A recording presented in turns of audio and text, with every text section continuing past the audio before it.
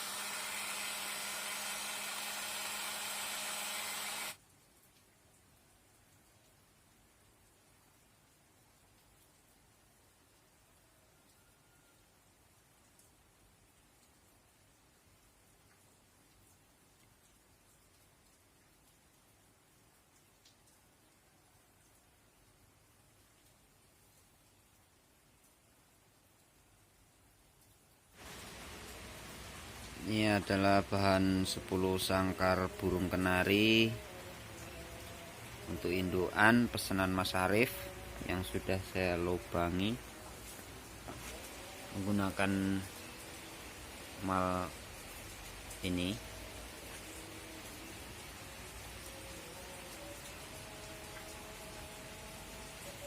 Selanjutnya saya akan bikin sangkar replika BNR lagi, yang sebenarnya dulu saya pernah bikin tapi saya akan coba pakai mal ini.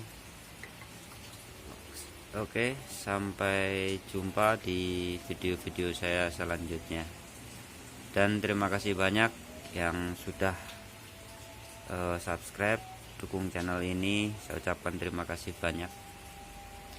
Wassalamualaikum warahmatullahi wabarakatuh.